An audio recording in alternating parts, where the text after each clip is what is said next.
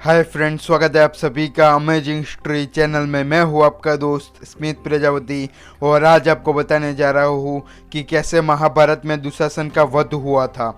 दुशासन राजा धृतराष्ट्र और रानी गांधारी का दूसरा पुत्र था। दुर्योधन का बहुत ही बड़ा वह प्रिय भाई था। उसने दुर्योधन के सही और गलत दोनों में अपनी सोच लगाए बिना ही दुर्योधन का साथ दिया हुआ था। दुर्योधन और मामा शकुनी के साथ मिलकर उन्होंने कई बार पांडवों को मारने की योजना भी बनाई थी। दुशासन हमेशा ही कुछ सोचे समझे बगैर ही दुर्योधन की हर बात मानता रहता था। महाभारत के युद्ध से पहले जब मामा शकुनी के चाल वाले पासे और कौशल की बदौलत युधिष्ठिर अपना सब कुछ हार गया, उस समय दुर्योधन के कहने पर एक सेवक द्रौपदी को लेने गया था, लेकिन द्रौपदी ने वहां आने से साफ इनकार कर दिया। उस समय दुर्योधन ने दुशासन को द्रौपदी को लाने के लिए भेजा। उस समय द्रौपदी ने वहां आने से साफ इनकार कर दिया। उस समय दुशासन ने अपने दाहिने हाथ से द्रौपदी के बालों को पकड़कर उसे घसीटकर दरबार में लाया था। उस समय उसने द्रौपदी का चीरहरण करने की कोशिश भी की थी, लेकिन उस समय श्री कृष्ण की प्रार्थना कर द्रौपदी की लाज बच गई थी।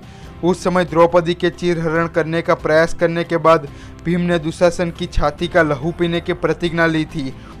उस समय भीम ने कहा कि अगर वह यह प्रतिज्ञा पूरी न कर पाया तो वह स्वर्ग में जाकर अपने पूर्वजों को मुंह भी नहीं दिखाएगा। दुशासन ही वह पहला योद्धा था जिसने महाभारत के युद्ध में पहला तीर चलाया था। 13वें दिन दुशासन चक्रव्यूह में उपस्थित भी था। एक भयंकर युद्ध के बाद उन सभी योद्धाओं ने मिलकर अभिमन्यु को 13वें दिन मार दिया था। 13वें दिन अभिमन्यु ने दुशासन के पुत्र दुर्मासेना को मारने का प्रयास भी किया था, लेकिन वह बाल बाल बच गया था। उस समय वह तो बच गया, लेकिन 14वें दिन उपपांडव द्वारा वह मारा गया था जो द्रौपदी के पुत्र थे, और अभिमन्यु के मृत्यु का बदला लेने के लिए उन्होंने बेरहमी से दुर्मासेना का वध कर दिया था। युद्ध के 14वें दिन जयद्रथ की रक्षा करने के लिए दुशासन नियुक्त किया गया था, लेकिन अर्जुन ने उसे हरा दिया और बाद में जयद्रथ को भी मार दिया था। युद्ध के 15वें दिन उसने सहदेव के साथ लड़ाई की और सहदेव को युद्ध में हरा दिया था, लेकिन वह बच गया था। युद्ध के 16वें दिन दुशासन और भीम एक दूसरे के सामने आखिर आ ही गए थे। उस समय दुशासन अपने बाणों की वर्षा कर भीम के कवच में छेद कर रहा था। उसने अपने तीर से भीम का धनुष भी तोड़ दिया। उस समय गुस्से में आकर महाबली भीम ने अपनी गदा से दुशासन के रथ पर प्रहार कर दिया। उसका रथ भी तोड़ दिया और उसका सारथी भी मारा गया था, और उस समय दुशासन 10 धनुष लंबाई की दूरी पर जा गिरा था।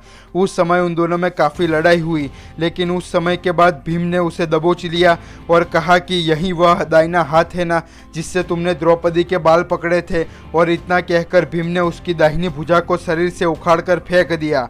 उस समय उसने द्यूत का दृश्य याद करते ही दुशासन की छाती अपने हाथों से ही फाड़ दी और उसकी छाती का लहू पीकर उसके सिर को अपनी तलवार से काट दिया था।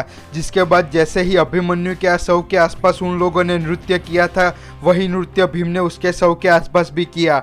उस समय भीम ने उसकी छाती का लहू द्रौपदी के पास लेकर दौड़ गया, जिसके बाद द्रौपदी ने अपने केस उसके लहू से धोकर अपनी प्रतिज्ञा भी पूरी कर दी। अगर आप लोगों ने द्रौपदी के चीरहरण का वीडियो नहीं देखा तो लिंक डिस्क्रिप्शन में दिया हुआ है, जाकर ज़रूर देखें, जिससे केस धोकर द्रौपदी की प्रतिज्ञा भी पूरी हो गई। भीम ने कौरवों के 100 भाइयों को भी मार दिया था, लेकिन दुशासन जैसी भयानक मृत्यु किसी को नहीं मिली थी। उस समय कई सैनिक यह दृश्य देखकर बेहोश हो गए थे और कई ने तो भीम को नरभक्षी राक्षस भी कह दिया था। तो दोस्तों, दुशासन के वध का यह वीडियो आपको कैसा लगा कमेंट करके ज़रूर बताएं और लाइक और शेयर करना ना भूलें। नीचे दिया गया सब्सक्राइब बटन दबाकर सब्सक्राइब करना भी ना भूलें।